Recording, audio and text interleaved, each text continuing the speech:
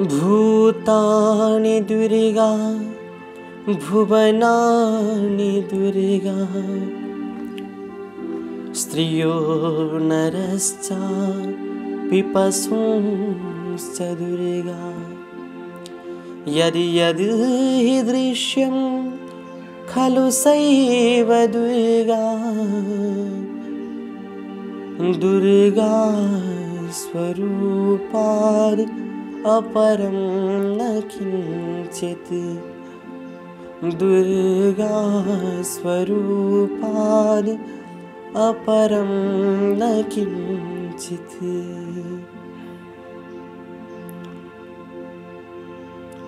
आदरणीय सन्तालो भक्त सज्जन, आउनुहोस् आजको यस सत्रलाई हामी प्रारम्भ गरौँ।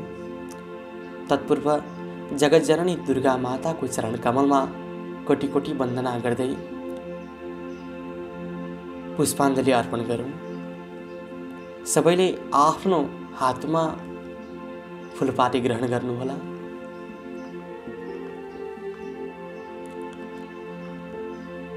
ओम यं ब्रह्मा वरुणेन्द्र रुद्र मरुतः स्तुन्वन्ति दिव्यैस्तवैः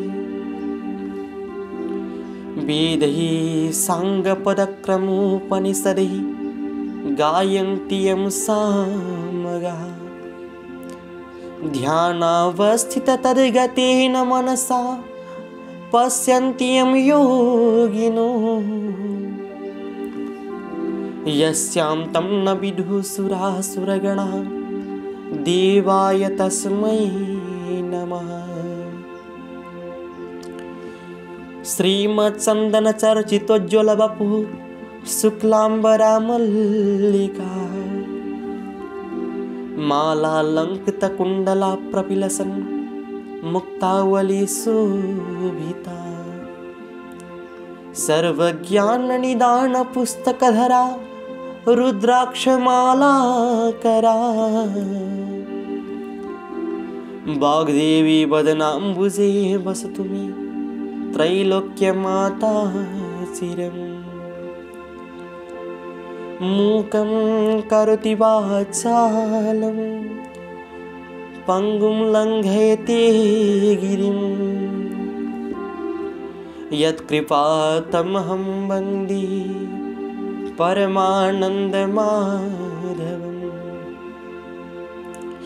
नमो भगवते तस्मै व्यासाय मिततेजसे यस्य प्रसादात् वक्ष्यामि नारायणकथामिमाम्। नारायणं नमस्कृत्य नरं चैव नरोत्तमं देवीं सरस्वतीं व्यासं ततो जयमुदीरये। देवीं सरस्वतीं व्यासं ततो जयमुदीरये। जगज्जननी दुर्गा माता को, श्री सुस्तानी परमेश्वरी माता को जय। कुमारजी आज्ञा गर्नुहुन्छ हे अगस्त्य मुनि। त्यसपछि गुमा ब्राह्मणी धागाको लरिया लिएर चन्द्रज्योति नगरको बरहीको घर पुगेर मेरो घरमा सप्तऋषि आएका छन्, यो धागाको पान देऊ, तिनलाई खान दिन्छु भनिन्। त्यति गुमाले भनेको सुनेर बरहीले उत्तर दियो, हे गुमा ब्राह्मणी, पान त कति पनि छैन, जो भएको हिजै बेचिसके, नपत्याए हेर भनेर पानको भाँडा उघारेर देखायो। तब भाँडाभरि पान भइरहेको देखि यो के आश्चर्य भयो भनी चिन्ता गरेर भन्यो, हे गुमा ब्राह्मणी, यस भाँडाको पान हिजै बेचिसकेको थिएँ, आज कताबाट आयो? तपाईले मेरो घरमा सप्तऋषि आएका छन्, उनलाई खान दिने भन्दा यस्तो भएको हो कि भनी लाज माने तपाईँ धन्य हुनुहुन्छ। त्यो धागो पनि दिनु पर्दैन, पान लगेर ऋषिहरूलाई खान दिनुहोस् भनी आधा जति पान, ल्वाङ, सुपारी समेत दियो र गुमा ब्राह्मणीले मनमा आनन्द मानी पान लिएर घर आउँदा सप्तऋषिहरू गइसकेछन्। अरू केही नभई पनि पानले ऋषिहरूको आतिथ्य गर्नेछु भनेको म पापिनीको हातका पान खानु पर्ला कि भनी गइसकेछन्, म धिक्कार रहेछु भनी विस्मात परिन्। केही बेरपछि कुचो लिएर घर बढारौँ भनी पिर्का उठाउँदा उनीहरूले छाडेर गएका 7वटा सुनका कौडी देखिन्। त्यो द्रव्य पाएपछि उनीले बताए अनुसार पौष शुक्ल पूर्णिमादेखि हात खुट्टाका नङ काटी स्नान गरेर पवित्र भई एक भक्त रही एकचित्त गरी नित्य मध्याह्न कालमा श्री महादेवको पूजा गरेर रात पर्ना साथ कथा सुन्ने।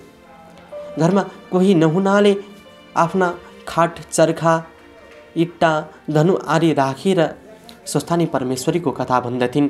त्यसो गर्दा चन्द्रज्योति नगरका गोठाला केटाकेटीहरूले सुनेर के हो भनी खरको भित्ता च्यातेर च्याउन लागि र बिछाउना उइटा चर्खा धनु सामुन्य राखेर एक्लै बरबराइरहेकी गुमालाई देखेर भने, हे गुमा ब्राह्मणी, किन एक्लै कराएकी भनी सोधे। अनि गुमाले भनिन्, हे बालक हो, सप्त ऋषिहरू आई श्री स्वस्थानी परमेश्वरीको व्रत गर भनी उपदेश दिएर गएका हुनाले सोही व्रत गरी स्वस्थानी परमेश्वरीको कथा भनेकी हुँ, व्यर्थ कराएकी होइन। मलाई कुनै रोग पनि लागेको छैन, म बहुलाएकी पनि छैन। सुन्ने कोही नहुनाले ओछ्यान चर्खा उइटा धनुलाई सुनाएकी हुँ। यति गुमाले भनेको सुनि गोठाला केटाकेटीहरूले दिउँसो आफूले खान लगेको अन्नपात छाडेर गए। सधैँ गुमाले भनेको कथा सुन्दथे र जे सकेको लगिदिन्थे। त्यसो गर्दा स्वस्थानी परमेश्वरीको कृपाले गोठाला केटाकेटीलाई घाँस खोज्न धेरै पर जानु पर्दैनथ्यो। नगी चाहिँ पाइन लाग्यो। गुमालाई पनि अन्न द्रव्य हुँदै गयो। त्यसो गर्दा गर्दै माघ शुक्ल पूर्णिमाको दिन सम्पूर्ण सामग्री तयार गरी एकचित्त भई श्री स्वस्थानी परमेश्वरीको पूजा गरिसकेर हातमा अर्घ्य पात्र लिए। हे स्वस्थानी परमेश्वरी, मलाई महादेवले भिक्षुक रूप भएर डमरुको शब्दले दिएको श्राप नाश गर। फेरि मेरो पुत्र नवराज र मलाई यस लोकमा सुख सम्पत्ति दिई परलोकमा सायुज्य मुक्ति प्रदान गर। हे जगदीश्वरी, आदि मध्य र अन्त्य नभएकी सृष्टि स्थिति संहार स्वरूप भएकी यस्तै हे स्वस्थानी परमेश्वरी, हजुरलाई कोटि कोटि नमस्कार। यसरी महादेवको पनि स्तुति गरी अर्घ्य दिन र दण्डवत प्रणाम गरेर प्रसाद झिकी अष्टोत्तर 100मा 8 रोटी 8 अक्षता 8 बेलीपुष्प 8 पान 8 कुड्का सुपारी सगुन समेत यो मेरो पुत्र नवराजलाई भनी परसारिन्। 100 रोटी आफूले फलाहार गरिन् र रात्रिमा जागरण बसिन्। त्यही रातमा माता स्वस्थानी परमेश्वरीको कृपाले नवराज आइपुगेर बाहिरबाट हे माता भनेर डाके।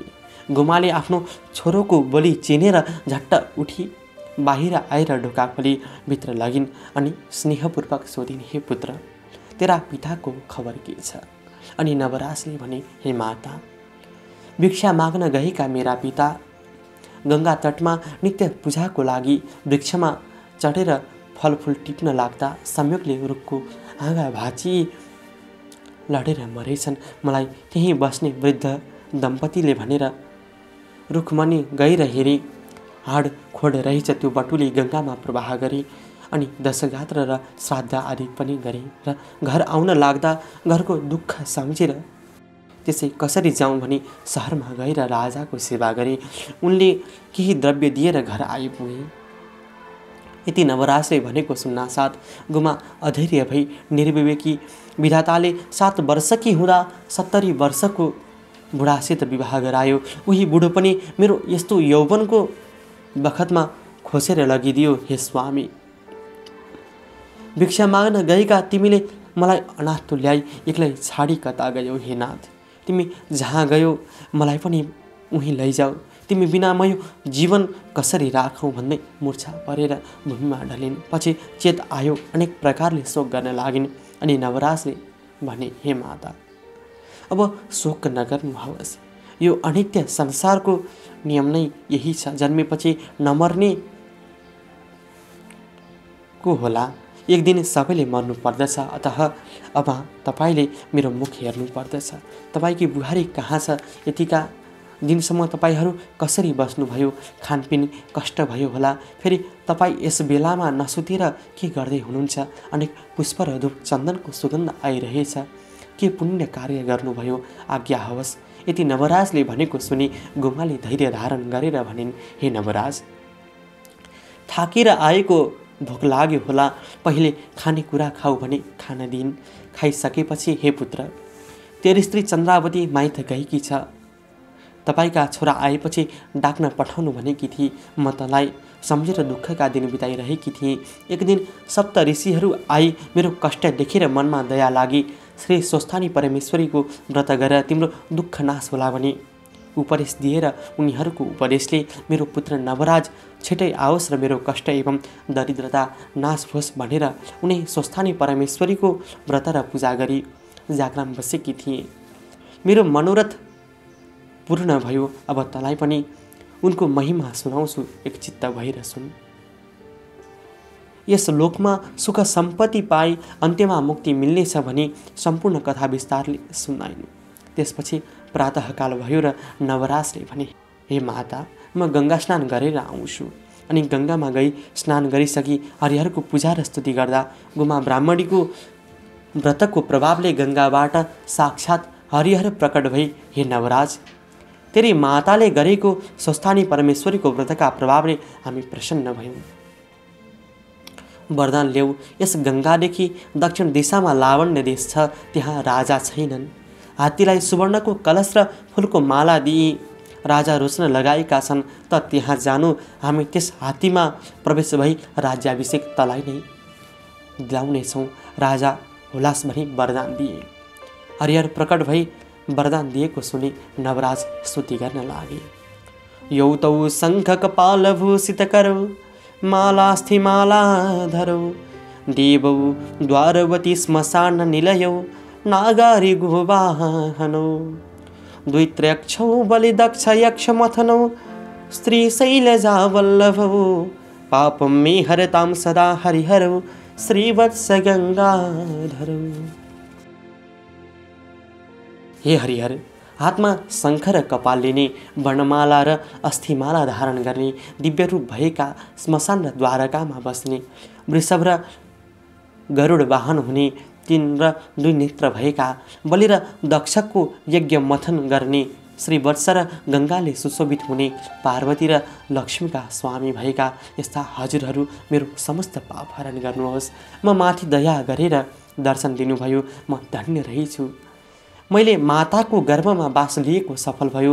दुष्टजनको सम्मान र साधुजनको रक्षा गर्ने, हे प्रभु, यस्ता हजुरहरू सम्पूर्ण ब्रह्माण्ड सृष्टि गरेर पालन गरी पाप पुण्यका साक्षी भई सम्पूर्ण प्राणीहरूको हृदयभित्र निवास गर्ने यस्ता हजुरलाई कोटि कोटि नमस्कार। सधैँ हजुरको भक्तिमा मेरो चित्त लागिरहोस्। यस्तै अनेक स्तुति गरिसकेपछि हरिहर अन्तर्धान हुनुभयो। अनि नवराज हरिहरको दर्शन पाएपछि सूर्य झैँ तेजिला भएर घर पुगे। गुमाले छोरोलाई त्यस्तो तेजले युक्त भएको देखेर आश्चर्य मान्दै सोधिन्, हे नवराज, त आज अत्यन्त तेजवन्त देखिरहेको छस्। त्यसै हो कि मेरो चित्तको भ्रान्ति हो? म त देवराज इन्द्रभन्दा पनि तेजिलो देखिरहेकी छु।